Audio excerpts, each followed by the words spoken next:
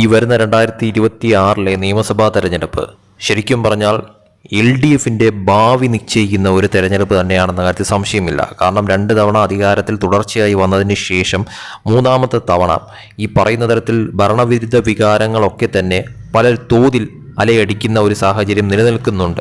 ആ ഒരു സാഹചര്യത്തിൽ പോലും LDFിന് മൂന്നാം തവണയും അധികാരത്തിലെത്താൻ സാധിക്കുമോ? അതായത് രണ്ടാമത്തെ തവണ വന്നപ്പോൾ പോലും LDFിനെതിരെ പലതരത്തിലുമുള്ള വിവാദങ്ങളൊക്കെ തന്നെ ഉണ്ടായിരുന്നു. ഭരണവിരുദ്ധ വികാരവും നിലവിൽ ആ സമയത്തും ഉണ്ടായിരുന്നു. പക്ഷേ വലിയൊരു ഭൂരിപക്ഷത്തിൽ അധികാരത്തിൽ വന്ന ഒരു പാർട്ടിയാണ് LDF എന്ന് പറയുന്നത്. പക്ഷേ മൂന്നാം തവണ അത് സാധ്യമാകുമോ? മൂന്നാം തവണ അതിനേക്കാട്ടിലും ഉപരി കാര്യങ്ങൾ LDFിന് എതിരെ ഉണ്ട് എന്നുള്ളതും യാഥാർത്ഥ്യം തന്നെയാണ്. ആ ഒരു സാഹചര്യത്തിൽ മൂന്നാമത്തെ തവണ UDFിന് ഒരു മേൽക്കൈ ഉണ്ടാകുമോ?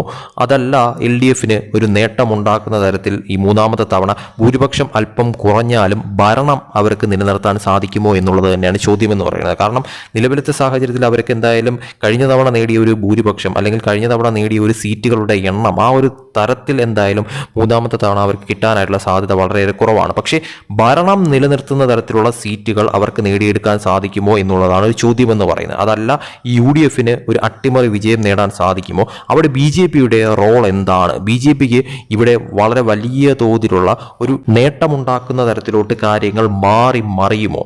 ആ നേട്ടം യഥാർത്ഥത്തിൽ UDFിന് ഗുണകരമായി മാറുമോ LDFിന് ഗുണകരമായി മാറുമോ എന്നുള്ളതാണ് പ്രധാന ചോദ്യമെന്ന് പറയുന്നത്. ഇതിനോടകം തന്നെ പല സർവേകളും അതുപോലെ തന്നെ രാഷ്ട്രീയ നിരീക്ഷകരുടെ പലതരത്തിലുള്ള വിശകലനങ്ങളും ഒക്കെ തന്നെ പുറത്തു വന്നതാണ്. അതിൽ തന്നെ വ്യക്തമായി പറയുന്നുണ്ട് ഒരു UDF തരംഗമില്ല എന്നുള്ള തരത്തിൽ. കാരണം UDFിനെ സംബന്ധിച്ചിടത്തോളം അവർക്ക് ഒരു ചെറിയ മേൽക്കൈ കൊടുക്കുന്നുണ്ട് എല്ലായിടത്തും. പക്ഷേ അതൊരു വലിയ തോതിലുള്ള തരംഗമായി തന്നെ ഒരു സർവേയും പറയുന്നില്ല. അതോടൊപ്പം തന്നെ LDFിനെ പൂർണ്ണതോതിൽ തകർത്ത് ആ ഒരു തരത്തിൽ വലിയൊരു നേട്ടമുണ്ടാക്കാനായിട്ട് UDFിന് സാധിക്കില്ല എന്ന് തന്നെയാണ് മിക്ക കണക്കുകളും സൂചിപ്പിക്കുന്ന ഒരു കാര്യമെന്ന് പറയുന്നത്. പക്ഷേ സർവേകളിൽ പലതരത്തിൽ പറയുന്നുണ്ടെങ്കിൽ പോലും ഇപ്പോൾ UDFിന് ഒരു പടി മേൽക്കൈ കൊടുക്കുന്നുണ്ടെങ്കിൽ പോലും അല്ലെങ്കിൽ കണക്കുകൾ നോക്കുമ്പോഴത്തേക്കും ഇതിൻ്റെ ഒരു ഗ്രൗണ്ട് ലെവൽ റിയാലിറ്റി ഉണ്ട്. അതായത് താഴെത്തട്ടിൽ എന്താണ് സംഭവിക്കുന്നത്? നമുക്ക് സർവേകളൊക്കെ തന്നെ നമുക്ക് അറിയാവുന്ന കാര്യം തന്നെയാണ്. എത്രത്തോളമാണ് അത് വിശ്വസിക്കാൻ പറ്റുന്നത് വിശ്വസിക്കാതിരിക്കാൻ പറ്റുന്നത് എന്നൊക്കെ തന്നെ കഴിഞ്ഞകാല റിസൾട്ടുകളൊക്കെ തന്നെ നമുക്ക് വ്യക്തമായ ഒരു കാര്യം തന്നെയാണ്. അതുകൊണ്ട് തന്നെ ചിലപ്പോൾ ശരിയാവാം, ചിലപ്പോൾ തെറ്റായി മാറാം. അതുകൊണ്ട് തന്നെ അത് അങ്ങനെ ഇരിക്കുമ്പോൾ നമുക്ക് ഒന്നിലും പൂർണ്ണ തോതിലുള്ള ഒരു വിശ്വാസം വരത്തില്ല.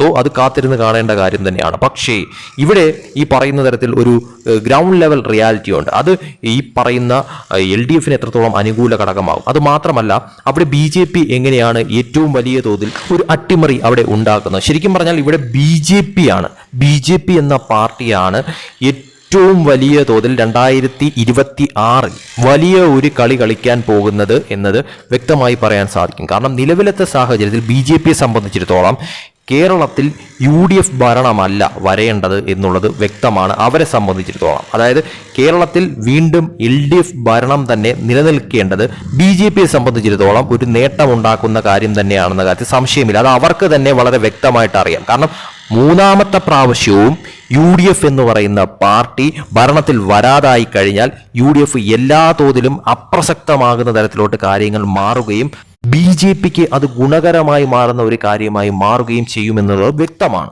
അത് അടിസ്ഥാനമാക്കി തന്നെയാണ് BJPയുടെ നീക്കങ്ങളൊക്കെ തന്നെ എന്നുള്ളത് വ്യക്തമാണ്.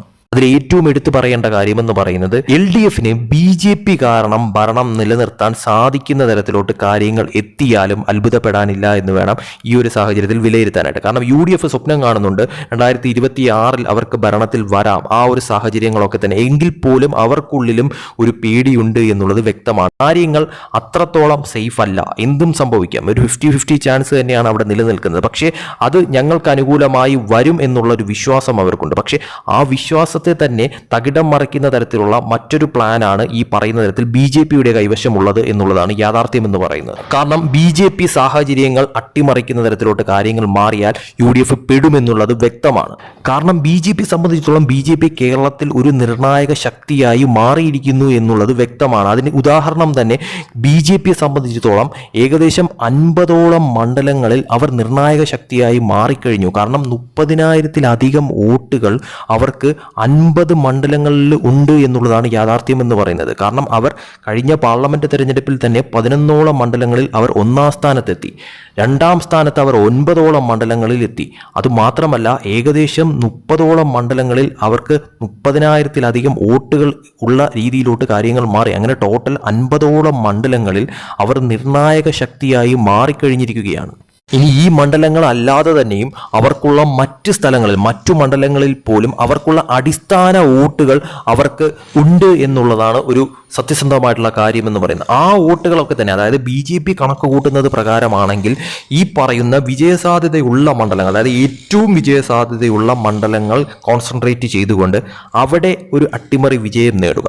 ബാക്കിയുള്ള സ്ഥലങ്ങൾ, അതായത് വിജയിക്കാൻ സാധ്യതയില്ലാത്ത സ്ഥലങ്ങൾ, തങ്ങളുടെ വോട്ട് അത് ഏത് തരത്തിൽ പ്രയോജനപ്പെടുത്തണം, തങ്ങൾക്ക് അനുകൂല ഘടകമാകുന്ന തരത്തിൽ, അത് ഇപ്പോൾ ഈ പറയുന്ന തരത്തിൽ LDFിലേക്ക് മറിയുമോ, അവിടെ BJP ഒരു കളി കളിക്കുമോ, അതോടൊപ്പം തന്നെ LDFിന്റെ കാര്യം എടുത്താൽ തന്നെയും ഇപ്പോൾ LDF വോട്ടുകൾ BJPയിലേക്ക് മറിയുന്ന തരത്തിലോട്ട് കാര്യങ്ങൾ മാറുമോ, അങ്ങനെ ഒരു ഡീലിങ്സ് അവിടെ ഉണ്ടാവുന്ന തരത്തിലോട്ട് കാര്യങ്ങൾ മാറുമോ? ശരിക്കും പറഞ്ഞാൽ ആ ഒരു സാഹചര്യത്തിലാണ് UDF പെടാൻ പോകുന്നത് എന്ന് വേണമെങ്കിൽ പറയാൻ സാധിക്കും. കാരണം നിലവിലത്തെ സാഹചര്യത്തിൽ LDFിനെ സംബന്ധിച്ചിടത്തോളം എന്ത് വില കൊടുത്തും കേരളം നിലനിർത്തേണ്ടത് അത്യാവശ്യമായിട്ടുള്ള ഒരു കാര്യം തന്നെയാണ്. കാരണം കേരളം നഷ്ടപ്പെട്ടു കഴിഞ്ഞാൽ അവർക്ക് പിന്നെ ഒരു ഭരണവും ഇല്ല എന്നുള്ളതാണ് ഒരു യാഥാർത്ഥ്യം എന്ന് പറയുന്നത്. ആ ഒരു സാഹചര്യത്തിൽ LDFിനെ സംബന്ധിച്ചിടത്തോളം ഏത് വിധേനയും കോൺഗ്രസ് ഭരണത്തിൽ വരാതിരിക്കുക എന്ന ആ ഒരു ലക്ഷ്യത്തിലേക്ക് തന്നെയായിരിക്കണം LDFിന്റെ ഒരു നീക്കമെന്ന് പറയുന്നത്. അത് BJPക്ക് അനുകൂല ഘടകമായി മാറുമോ, അവിടെ ഈ പറയുന്ന തരത്തിൽ BJP വോട്ടുകൾ LDFിലേക്ക് എത്തുന്ന തരത്തിലോട്ട് കാര്യങ്ങൾ മാറുമോ, LDF വോട്ടുകൾ BJPയിലേക്ക് എത്തുന്ന തരത്തിലേക്ക് കാര്യങ്ങൾ മാറുമോ എന്നുള്ളതാണ് ഏറ്റവും പ്രധാനപ്പെട്ട ചോദ്യം എന്ന് പറയുന്നത്. അങ്ങനെ സംഭവിച്ചു കഴിഞ്ഞാൽ ഒരു സംശയവുമില്ലാതെ പറയാൻ സാധിക്കും, കേരളത്തിൽ വരുന്ന 2026 ഒരു അട്ടിമറിയും സംഭവിക്കാൻ പോകുന്നില്ല. അത് തീർച്ചയായിട്ടും പിണറായി വിജയന്റെ മൂന്നാം സർക്കാർ വരുന്ന തരത്തിലോട്ട് കാര്യങ്ങൾ മാറുന്ന തരത്തിലോട്ട് കാര്യങ്ങൾ നീങ്ങും. അങ്ങനെയെങ്കിൽ ഇപ്പോൾ വലിയൊരു ഭൂരിപക്ഷം കിട്ടിയില്ലെങ്കിൽ പോലും ഭരിക്കാനായിട്ടുള്ള ഭൂരിപക്ഷത്തിൽ എത്തുന്ന തരത്തിലോട്ട് കാര്യങ്ങൾ മാറുന്ന രീതിയിലോട്ടായിരിക്കും കേരളം 2026 കാണാൻ പോകുന്നത്.